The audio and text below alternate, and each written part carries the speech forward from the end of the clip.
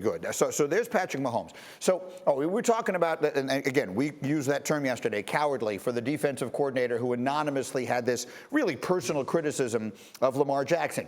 From that same piece in The Athletic, Mike Sando's Tears piece, here's a different offensive coordinator who had much more reasonable criticism of Patrick Mahomes. He said, "We love Mahomes because of his unorthodox throws, not because of his natural pocket presence. And when that disappears, that is when they lose games. I don't think that is a 1. I think that is a 2. Nothing against the guy. I love the kid. But take his first read away, and what does he do? He runs, he scrambles, and he plays street ball."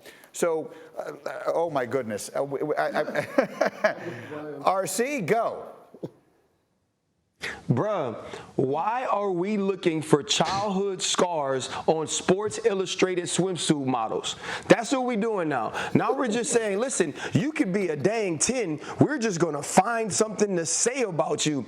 He's a 1. He's an MVP. He's a Super Bowl MVP. What tier do you want him to be on? Why all of a sudden do we have to be sitting statues in the pocket and the Model S quarterback that stands there and stares down the barrel and throws the football, makes all the correct reads, has the perfect anticipation? Last I checked, it was about results, period. Not about the way it looked, not about the way it sounded, not about the way it felt. It was about the results. And he's saying, oh, when you take that read away, that's when you lose game? Hell, they barely lose games. So what do you say? If it's that easy, if it is that easy, you know what? All we got to do is take away Patrick Mahomes' first read, and then he doesn't know how to play anymore, and he's not a 1, and that's when they lose. Well, dude, they barely lose. So clearly, either you can't do it, or it works well enough for him to be a 1. Like, come on, man. Like, either, and I don't want to disparage the article that was written or the writer, right, or the reporter.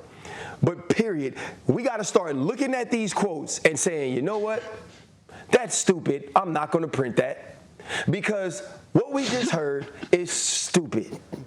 And if you watch the film, you understand, yes, he struggled some last year. I even brought some film to get up to talk about it. I was one of those people that said right now Patrick Mahomes isn't playing well. He's lost himself. But we watched him correct that. We watched the Kansas City Chiefs correct that. And the reason it was such an aberration was because he had been so perfect before, we'd actually never seen him struggle. Because he's a 1, people. He's going to always be a 1. He's going to retire a 1 probably, and from the time he started playing, he was a 1.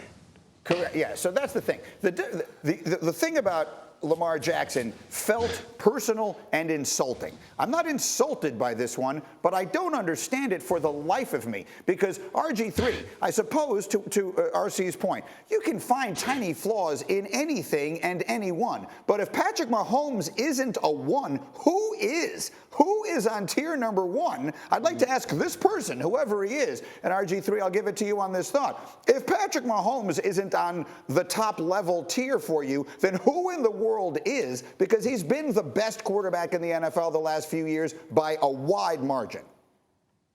Yeah, great. Listen, I had this conversation with Lamar Jackson when he was a rookie, and we talked about, you can't just complain about 1 throw or 2 throws because every guy in the league is missing 1 or 2 throws here and there. But this coordinator is dead wrong about everything he said except for one thing. Mahomes does like to play street ball, but the reason he can play street ball is because he had such a rapport with guys like Tyreek Hill and Travis Kelce and a Hall of Fame play caller. But he can play within the structure. In 5 games without Tyreek Hill, he's got a 103.1 passer rating, 8 touchdowns, 1 interception, 5 different leading receivers, and a 4-1 record. That shows you what I've been talking about for weeks now, that the Chiefs can be more efficient and better without Tyreek. They just won't be as prolific.